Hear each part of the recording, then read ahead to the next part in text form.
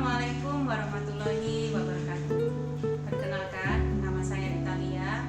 Saya dosen tetap dari Stikas Mitra Adiguna Palembang. Saat ini saya akan mencoba menjelaskan mata kuliah yang saya ampuh saat ini.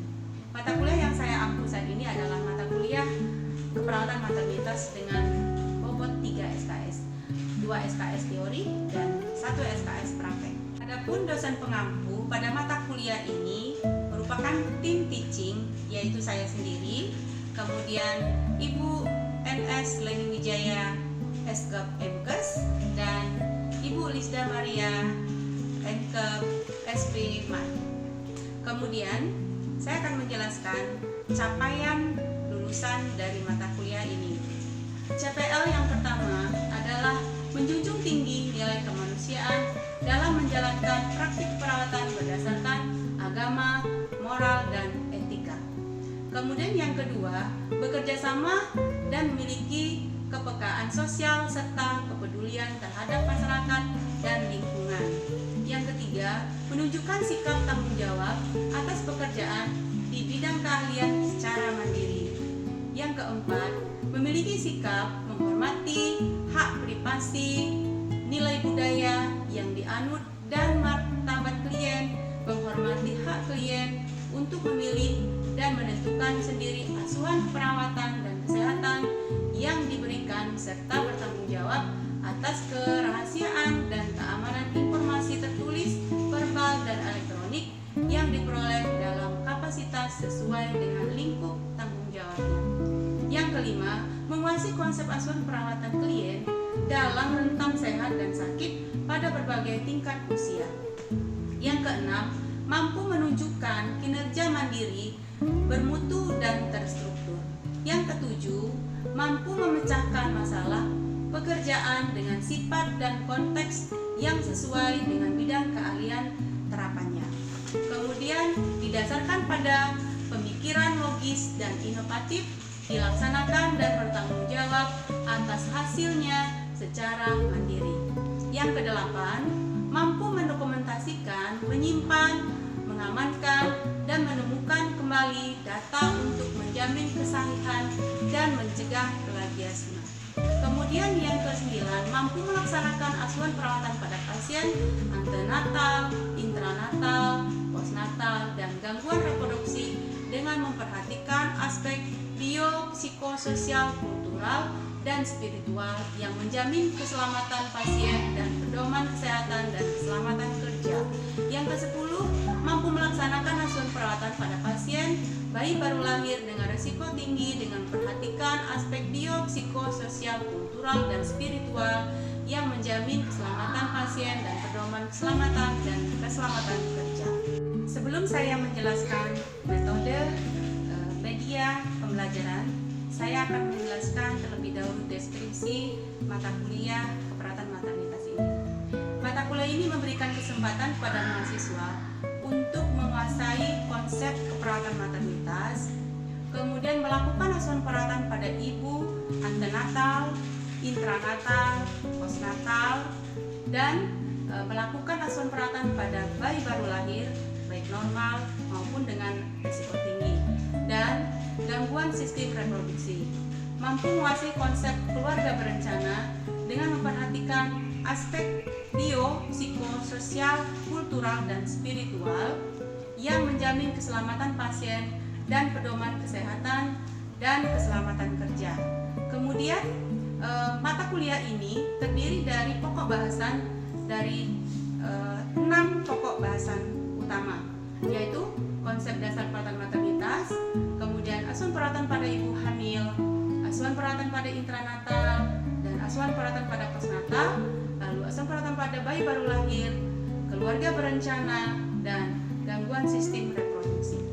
Dari 6 pokok bahasan tadi, maka saya akan membuat rencana pembelajaran yang nantinya akan disampaikan pada dosen pengampu masing-masing, yang terdiri dari 16 kali pertemuan, yaitu pada pertemuan ke-8 itu nanti ada tengah semester, kemudian pada pertemuan ke-16 itu nanti ada ujian akhir semester. Sebelum ujian akhir semester, di akhir perkuliahan nanti ada praktek di laboratorium sekolah atau di laboratorium pendidikan. Kemudian nanti setelah dilakukan praktek, maka nanti akan direncanakan untuk ujian OSCE. Di pembelajaran mata kuliah pertanian materitas ini, saya mempersiapkan PowerPoint untuk menjelaskan materi dan menggunakan Zoom dan Google Classroom. Kemudian nanti pada saat perkuliahan untuk menjelaskan deskripsi dari pembelajaran ini, yaitu saya menggunakan delivery, kemudian introduction dan assessment, sehingga apa yang akan saya sampaikan, kemudian bagaimana saya berinteraksi dengan mahasiswa pada saat diskusi nanti, dan bagaimana saya akan melakukan penilaian secara objektif. Penilaian secara keseluruhan keperawatan maternitas ini terdiri dari 5 bagian. Yang pertama absensi, kedisiplinan mahasiswa yaitu 10%, kemudian penyelesaian tugas 10%, kemudian seminar atau presentasi 10%, ujian tengah semester 30%, dan UAS serta OSCE 40%. Demikianlah uraian penjelasan RPS dari mata kuliah keperawatan maternitas yang saya ampuh. Semoga bermanfaat dan bisa diterima. Assalamualaikum warahmatullahi wabarakatuh.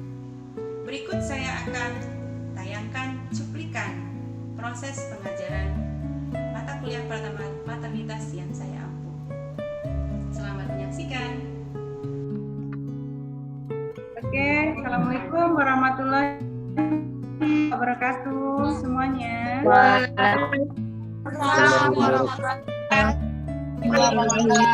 Oke, hari ini kita bertemu kembali pada pertemuan yang kedua, yaitu untuk membahas konsep dasar keperawatan maternitas. Tapi sebelumnya saya absen dulu ya.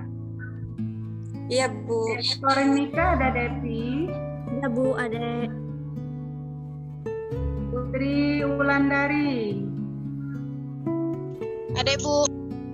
Vera Meriska. Ada, Bu. Oke, terima kasih. Mudah-mudahan hari ini kita dalam keadaan sehat ya. Kita mulai pada materi hari ini.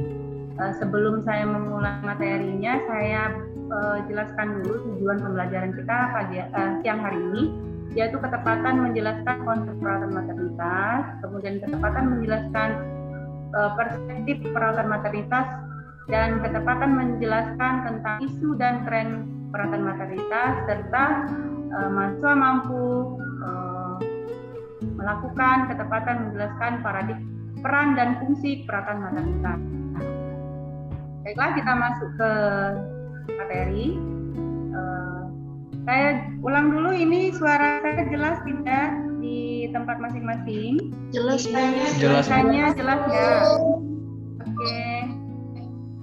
Perawatan maternitas di sini pengertiannya adalah merupakan asuhan perawatan yang diberikan kepada ibu atau wanita sebagai klien dan keluarganya selama masa prenatal, intranatal. Prenatal itu adalah pada ibu hamil, kemudian intranatal itu adalah persalinan, dan postnatal pada maternitas. Sedangkan lingkup perawatan maternitas itu mulai dari konsepsi sampai dengan 6 minggu setelah bayi lahir. Nah, maksudnya adalah dari pertama pertemuan sel sperma dan ovum sampai dengan 6 minggu setelah lahir. Kemudian berikutnya pengalaman menjadi ibu dan kelahiran itu merupakan peristiwa yang dramatis. Maksudnya seperti ada yang emosional, kemudian ada yang menangis gitu ya. Jadi memang peristiwa melahirkan itu sungguh-sungguh memang ada yang mengharapkan gitu. Jadi ada yang bahagia tapi menangis gitu ya. Itu maksudnya peristiwa yang dramatis. Lalu pengalaman keluarga juga. Jadi berbagai macam, setiap keluarga itu mengalami pengalaman yang berbeda dalam kehamilan, melahirkan maupun dalam masa menipah. Kemudian asuhan perawatan Ini adaptasi fisiologis reproduksi wanita, kemudian adaptasi fisiologis dan tumbuh kembang manusia yang kompleks dan terkait dengan masyarakat. Nah, kemudian selanjutnya ini paradigma perawatan maternitas. Ketahui bahwa ada 4 elemen ini yang menyangkut dalam paradigma perawatan maternitas. Di mana paradigmanya pertama dalam manusia.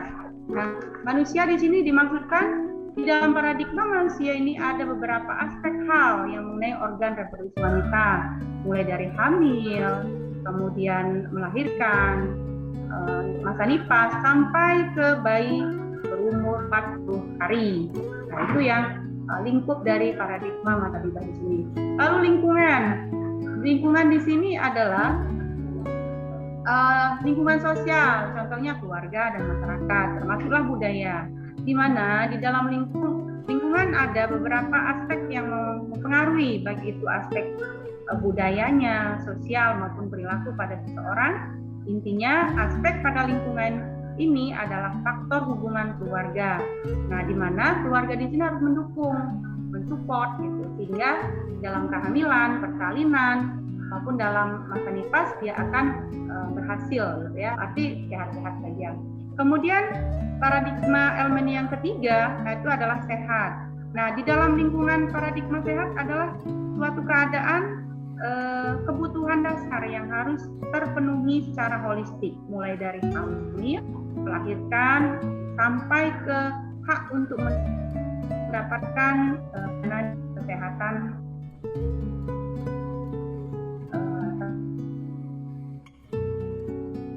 terhadap manusia tadi ya.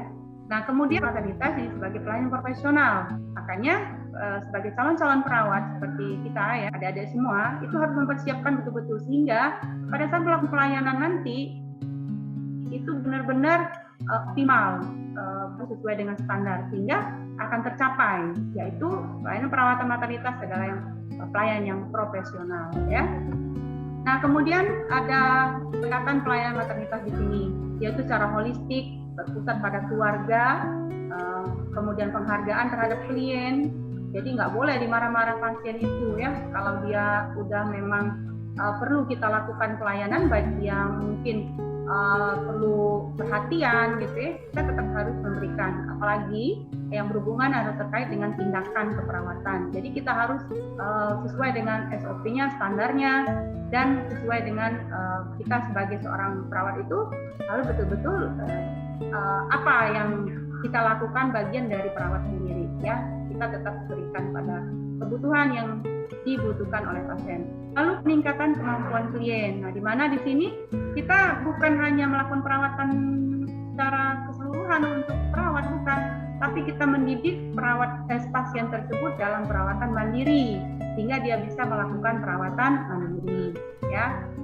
Lalu peningkatan sumber daya yang diperlukan. Jadi kita juga bisa memanfaatkan keliling, lingkungan, dan lain sebagainya.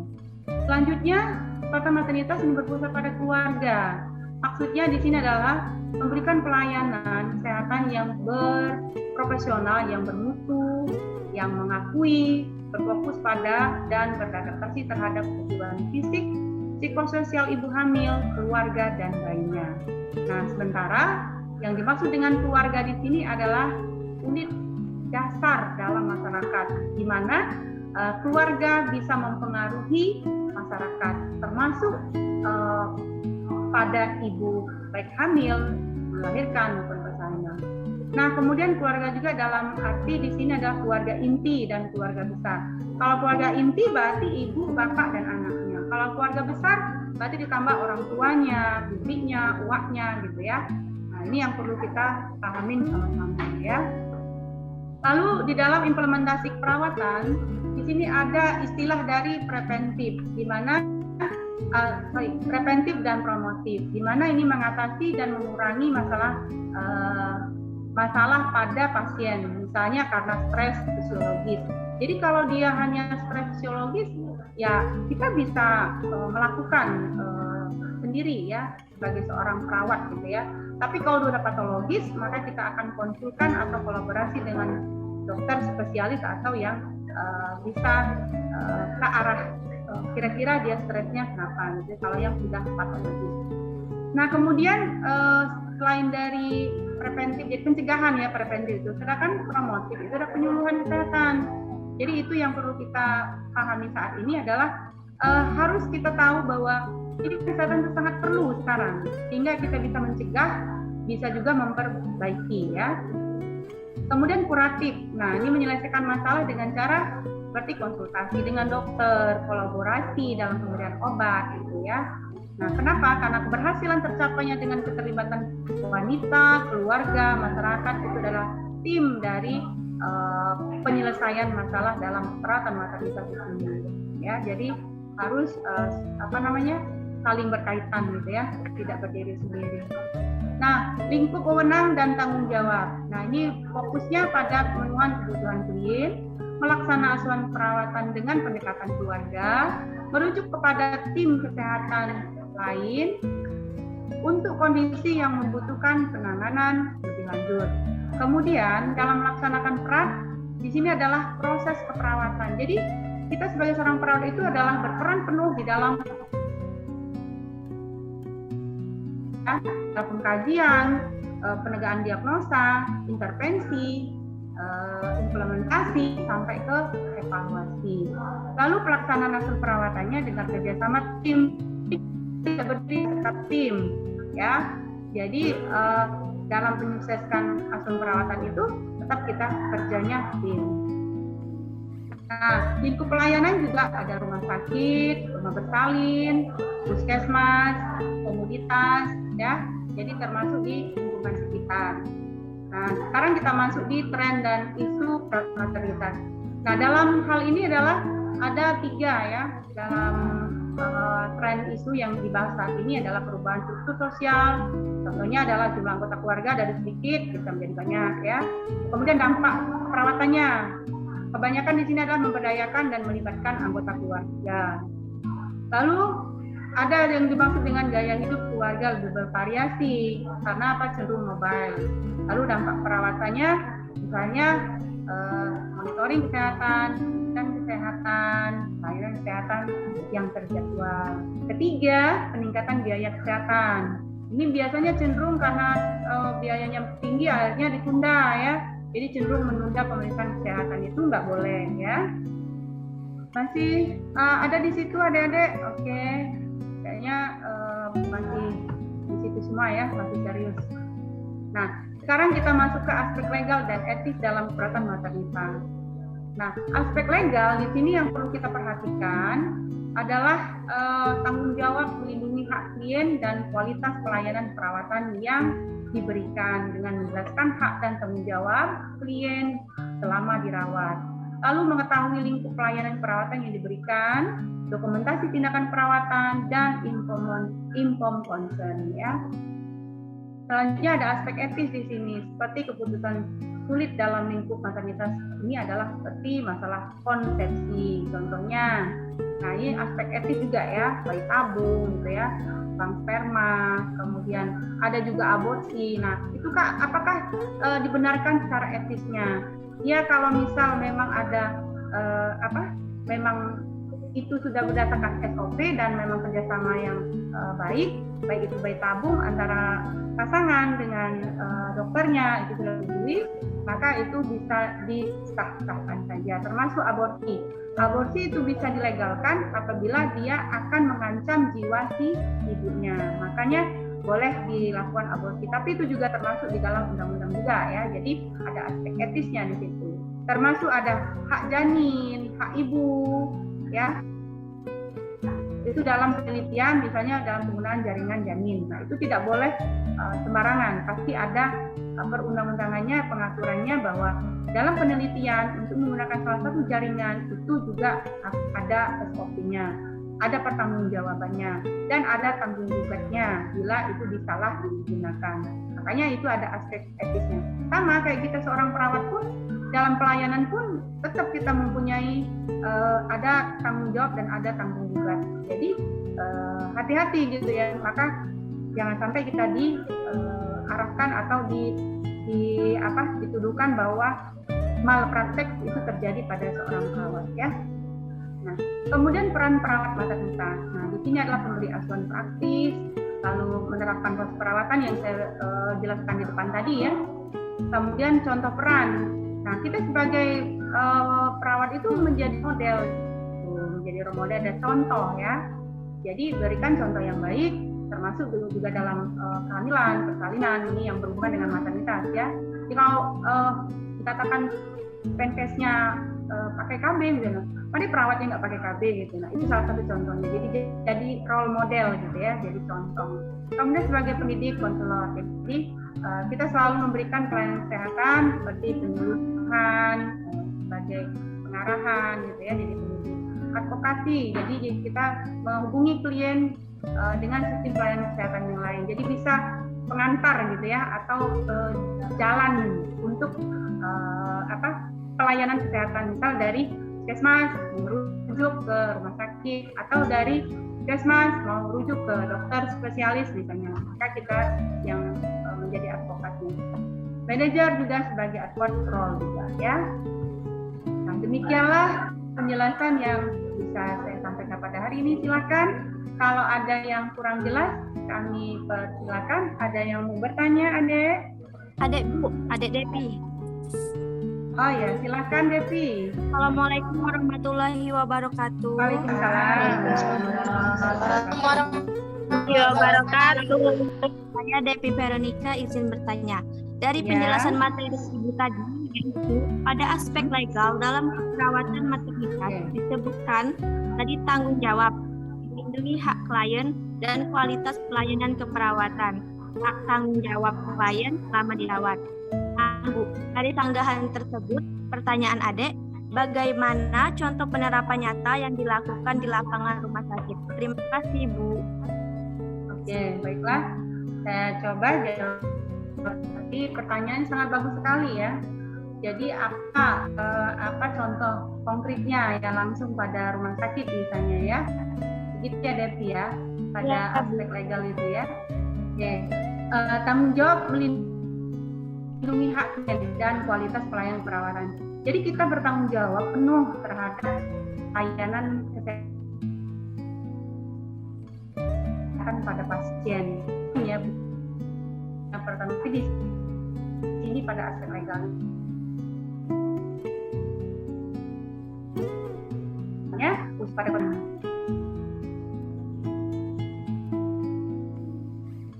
dari pertama pasien masuk ya, dia nanti oleh perawatannya juga dia harus tahu. Jadi kita jelaskan. Misal pasien melahirkan misalnya, maka kita jelaskan secara detail bagaimana keadaan pasien tersebut, pembukaannya berapa, kita harus kasih tahu, dan keadaannya seperti apa, pasiennya harus melakukan apa. Jadi kita harus berikan itu ya. Lalu setelah dia nanti dirawat juga dia ada istilah planning di situ, perawatan di rumah, perencanaan perawatan di rumah. Itu pun hak pasien, harus kita kasih tahu bagaimana perawatannya nanti di rumah ya. Lalu dia berhak menerima kualitas pelayanan keperawatan yang optimal.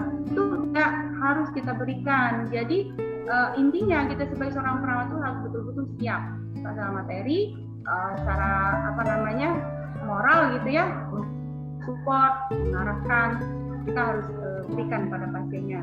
Jadi melakukan tindakan secara benar berdasarkan SOP ya. Jadi itu sehingga nanti akan optimal apa yang kita lakukan pada pasien. Demikian Devi, apakah sudah jelas? Sudah Bu, terima kasih Bu. Ya, sama-sama. Oke, demikianlah materi yang hari ini. Saya mau evaluasi dulu apakah adik-adik semua sudah bisa memahami dari materi Ibu jelaskan barusan ya, yang sama-sama kita bahas. Oke, siapa yang bisa menjelaskan atau bisa menerangkan kembali dari bagian materi yang sudah saya jelaskan? Ada yang bisa menjelaskan, Adek? Maaf sebelumnya Adek, Bu. Siapa itu? David ya? Ya, Bu. Oke. Coba David, silakan jelaskan. Tadi kan ada menjelaskan tentang paradigma ya. Coba Ya. jelaskan paradigma keperawatan maternitas. Silakan. Baik Bu, izin menjelaskan. Oke. Paradigma keperawatan maternitas itu ada 4. Yang pertama manusia, yang kedua itu lingkungan, yang ketiga itu sehat, dan yang terakhir itu ada keperawatan. Nah, di dalam manusia itu ada beberapa aspek mengenai organ reproduksi manusia yang merujuk pada masalah awal hamil sampai melahirkan. Dan yang kedua itu ada lingkungan. Lingkungan ada beberapa aspek juga yang menjadi pokok utama itu aspek budaya, sosial maupun kebiasaan perilaku. Menjadi intisarinya yaitu hubungan faktor dari keluarga yang harus mendukung. Yang ketiga itu ada sehat. Sehat sendiri yaitu kebutuhan yang harus terpenuhi secara holistik atau secara menyeluruh yang harus diberikan kepada klien, mulai mengedepankan dan memberi hak untuk mendapatkan pelayanan kesehatan. Dan yang terakhir itu ada keperawatan. Keperawatan sendiri yaitu pelayanan kesehatan yang diberikan kepada klien secara standar operasional prosedur dengan memenuhi kebutuhan yang menggerakkan pada pelayanan. Baik Bu, sebelumnya itu yang adik. Terima kasih.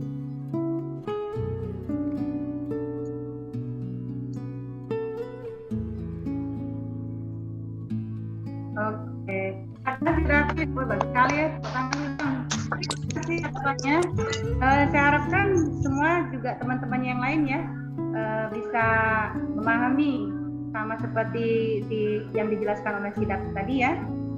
Mungkin demikian materi kita untuk pertemuan kali ini. Tetapi saya akan melihat nanti kemana capaian kita materi hari ini. Saya akan kasih tugas ya, nanti kita tetap di grup ya kita komunikasinya ya. Jadi soalnya ini saya kasih pertama adalah tugas individu dulu ya. Yang pertama ini membuat tugas, tuliskan konsep dasar perawatan maternitas dan buatlah perawatan maternitas itu berdasarkan materi atau sumber lain selain dari yang Ibu jelaskan tadi. Lalu tuliskan dengan jelas tentang isu dan tren yang ada, yang saat ini ada dari sumber atau jurnal yang ada ya. Jadi silakan nanti cari. Lalu tuliskan peran dan fungsi keperawatan maternitas menurut ada yang pahamin ya. Jadi silakan kirim nanti lewat WA group. Saya kasih waktu 2 hari ya, dari mulai hari ini. Silakan nanti ditulis dan dikumpulkan. Mungkin itu saja dari Ibu untuk materi hari ini. Nanti kita ketemu di grup. Soalnya sudah saya kirim tadi. Jawabannya boleh dikumpul ke lewat WA group. Mungkin itu saja. Terima kasih atas kerjasamanya. Saya tutup. Wassalamualaikum warahmatullahi wabarakatuh. Waalaikumsalam warahmatullahi wabarakatuh. Terima kasih.